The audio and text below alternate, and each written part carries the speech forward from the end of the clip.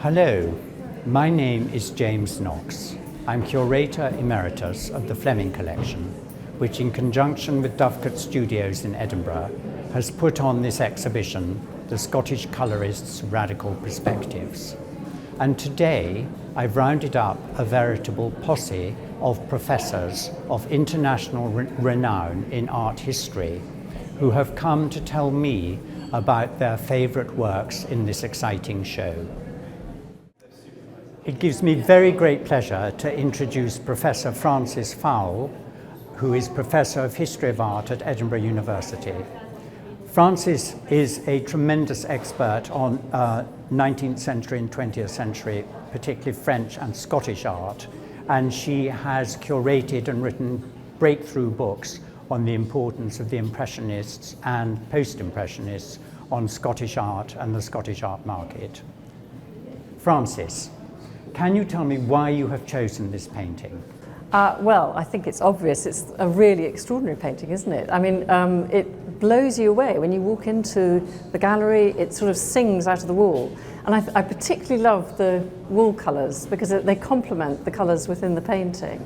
I think it's a really important painting within the context of the show because it shows you how shocking, I mean even today I think we find this kind of image quite shocking, how shocking it must have been for the public at the time when it was shown in, first of all in France and then in England. And it's the sort of thing that the colourists were responding to.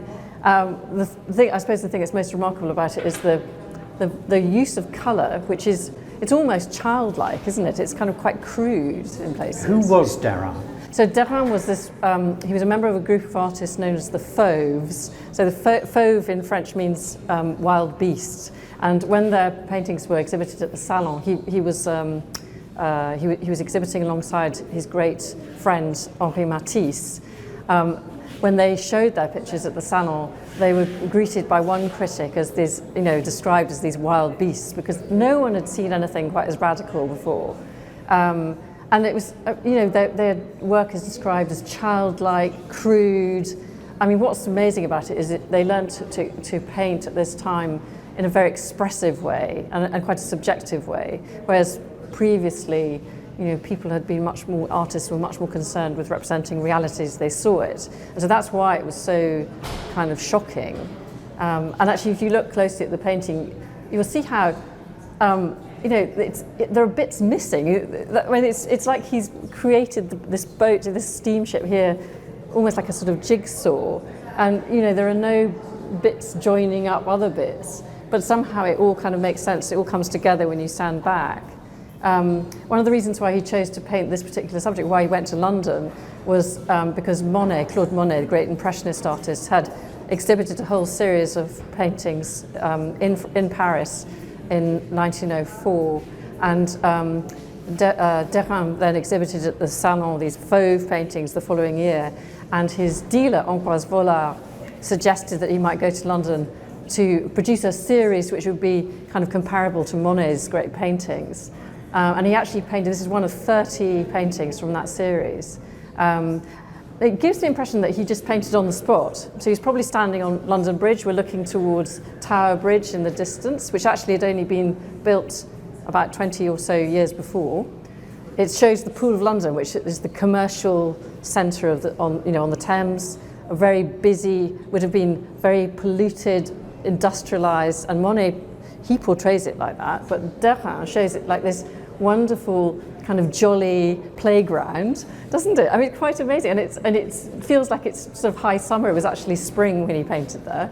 Can you explain why the colours are so intense?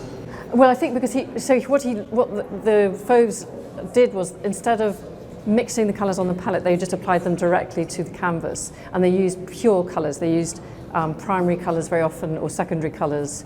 They're seeking, you can see these kind of contrasts of colour as well in the, for example, the greens and reds, the oranges and blues. These are colours which are opposite on the spectrum, so they create a very intense effect. And in places, you've also got this kind of Prussian blue outlining and these broad kind of areas of very flat colour. This is something which they learned from looking at artists like Paul Gauguin, and also Émile Bernard, and it was known as Cloisonnism. And they were also looking at artists like Vincent van Gogh, who painted in a very expressive way. And the dotted technique, which you see everywhere, was something which derives from Neo-Impressionism, which is kind of later application of Impressionism. So they were kind of learning from these precursors, just in the same way that the colourists did. They were learning how to paint in a different way, in a more radical way, and in many ways a more abstract and subjective way. And the effect is just, it's really kind of uplifting and jolly, isn't it? Is this the key that unlocks the revolution that hit the Scottish, Irish, Welsh and English colourists? I think this Fauvism, in fact, they did, the group as a whole, especially through Rhythm magazine, they wrote about Fauvism, and it's identified as a kind of key element in the development of, for example, the Rhythmist group. So people like the people that surrounded Ferguson in Paris, people like Aniston Rice and Jessie Dismore, they were all looking at fauve art. And it did have this liberating effect, and almost a kind of, also had an effect on the Bloomsbury group too, because these pictures were shown in London at the wonderful post-impressionist show organised by Roger Fry. But no one had seen anything like it before, so it caused it's often described as an art quake, which had reverberations right across the country. Why do you think the French were so, it's a big question, so to give a short answer to, but why was French art so constantly in rebellion and in revolt from about arguably 1850 onwards, right up to the First World War? Well, I suppose that it begins with them kind of challenging the tenets of the French Academy, and you get this not just in France, but you get it across Europe really. The artists wanted to do something that was kind of fresh and it was about contemporary life, not about history. Something which again had this kind of certainly with these artists, you're moving away from what was known as mundane reality. It was almost like a reaction against the materialism of the 19th century, I think, and looking for something, a purer form of art. I think with Derain, he's trying to look at reality through this kind of almost innocent eye, and redo painting from scratch. And this is a vision which was shared by quite a number of artists across the board and led to the development of modernism and abstraction.